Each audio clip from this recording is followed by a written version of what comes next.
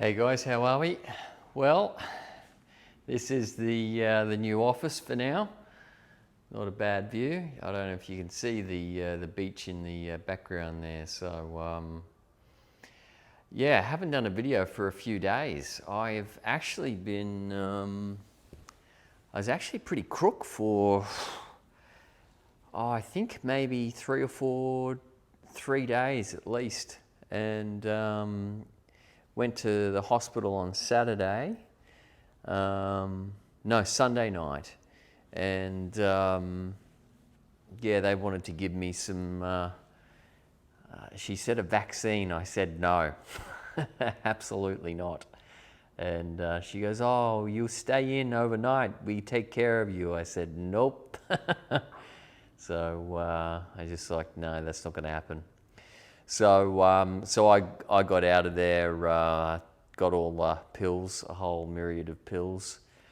So just lots of nausea, lots of vomiting, lots of just a terrible experience. If you haven't got health insurance, when you're traveling, you absolutely need to. So that cost me 650 baht. I paid cash because I didn't stay in hospital or anything like that. But if you actually, if I decided that I wanted to stay in hospital, I could imagine that really blowing out. So I put a link in the description below for Safety Wings health insurance. You can either use our affiliate link, which helps us out if you're traveling and you get health insurance, or you can use whatever health insurance or travel insurance you want. Just make sure that you have travel insurance when you are traveling, because you really do need it, particularly in places like Thailand or Vietnam or something like that. I find that the more tropical the environment, the more health issues can get out of control. So just make sure that you have health insurance before you leave, because yeah, it's actually not good to be stuck overseas without health insurance, and you are vulnerable when you're over here. They could charge you whatever they want, and that's just the fact of the matter. Okay, so if you haven't liked and subscribed to the channel, do me a favor, hit the like and subscribe, and we have lots of good information on here. So I did speak to Pat, or I think her handle is Origini, on Facebook. She's one of the moderators on the Overseas Exile Facebook group. If you haven't got on there and joined the discussion over there, then do that. But she was saying prices are getting out of control in Australia at the moment. Like, it's really, really full on, and not a pleasant time there at all. She was saying, look, you really need to have reserves. So someone was saying that, there was a whole pile of, like, they went to the shopping centre to buy toilet paper. And I don't know what is it about toilet paper that people have this phobia that if there's a shortage, they're not going to be able to wipe their bum or something. Like, it's just craziness. So, toilet paper is the obviously the meter, the gauge to tell whether or not people are in survival mode. If there's a shortage of toilet paper, you know that people have a fear of shortage. So it's just insane. Anyway, she was saying that she went to the shopping centre to get toilet paper. There's no toilet paper. These shopping centres have been selling out of toilet paper, like pallet loads full of toilet paper every day, like literally just selling out. Australia needs to get what they've got here in Thailand. I think they call it the bum gun. And it's just like a water spray that it connects onto the faucet or the tap that the toilet actually fills up with, and they connect it onto there. And after you do your business, your twosies, you can basically just rinse off, get rid of 99% of the stuff, the poo, and then you just do a bit of toilet paper. So there you go. That's saves a lot of toilet paper. I tell you what, I think, not that you want to know our business, but I mean, I think out of an entire month we went through one roll of toilet paper.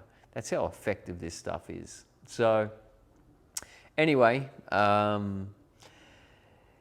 so there's massive shortages starting to develop in Australia, which is a real concern, and that's not good.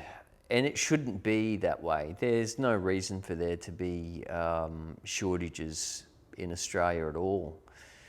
It is a very wealthy nation, should have heaps of supply lines, supply chains, and has lots of natural resources. There should not be any shortages at all, even with floods. I mean, there's lots of places around Australia that produce fruit and vegetables, and it just surprises me that they're using that as a narrative to, reduce production of fruit and vegetables, and we've had bad weather, and it's BS, absolute rubbish. The real reason for inflation is actually, as I've said before, is the overprinting of money, the adding or the fiscal augmentation, or the adding too much money to the M1 money supply. That's what causes inflation. So, but I could go on like a broken record like that. If you have watched the videos, that is the only real pressure on inflation is the central banks overstimulating the economy. So, the other thing that someone was asking me about today is what's my take on China and Taiwan and Nancy Pelosi visiting Taiwan. It's nothing. It's a storm in a teacup. I think what you're seeing though is China is under real pressure. That's the thing. This banking issue that they've got in China, where now the mortgage holders, so people who have a mortgage with a bank, are not paying their mortgages as a protest against the banks for holding their deposits, their bank deposits. They've got massive problems in China, and the real problem is the social disruption. So the CCP, the Chinese Communist Party, are going to have some external threat to try and bring some internal stability to the social fabric, to the social structure.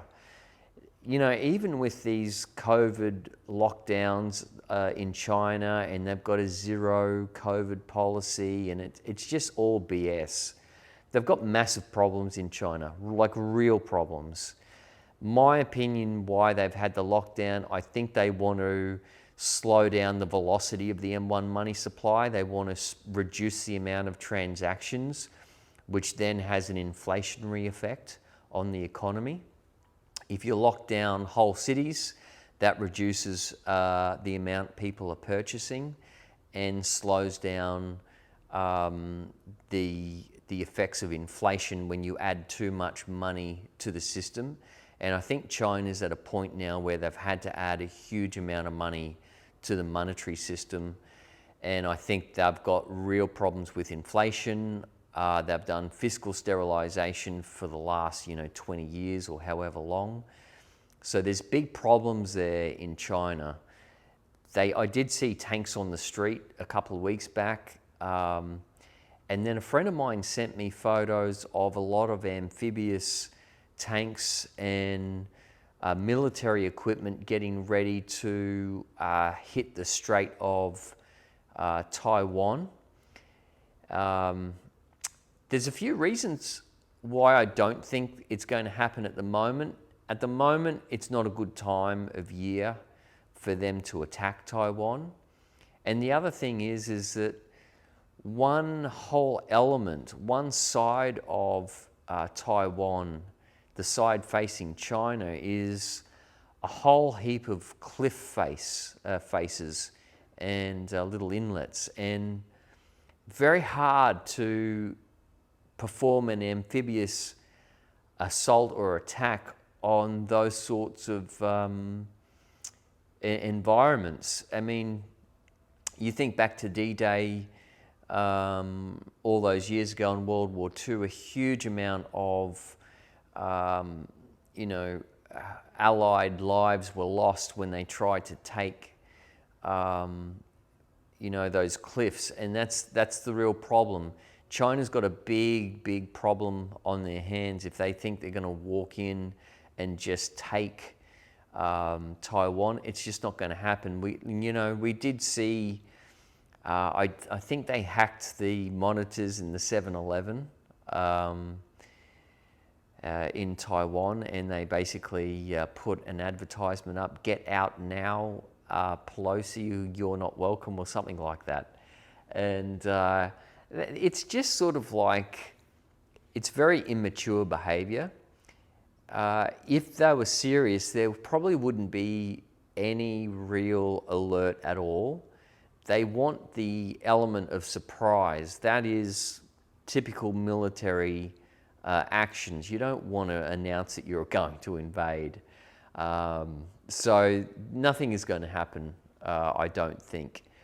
But I think in the next couple of months we could see something transpire. What that is, I'm not sure. But that's my analysis of things at the moment. I think everything's okay, so don't stress about things if you are stressing,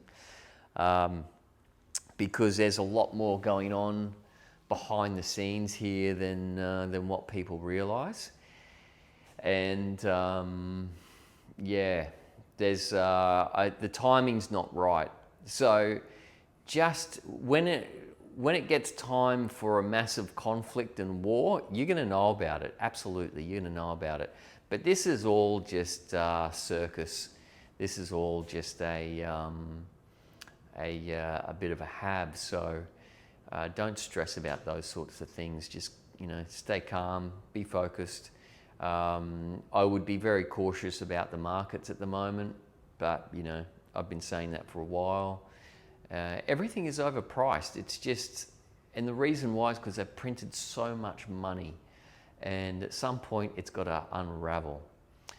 So I think that's about all I wanted to sort of say. Apologies, I haven't had more videos up, but we moved the other day, and then I got really sick.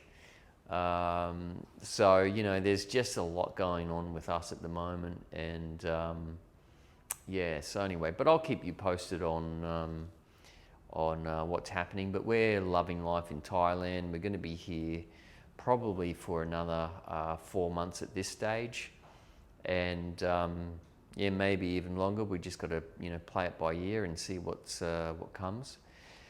But it's cheap here. Like I'm going to do some videos of going to the shopping centre and buying my groceries and fruit and vegetables and that sort of stuff.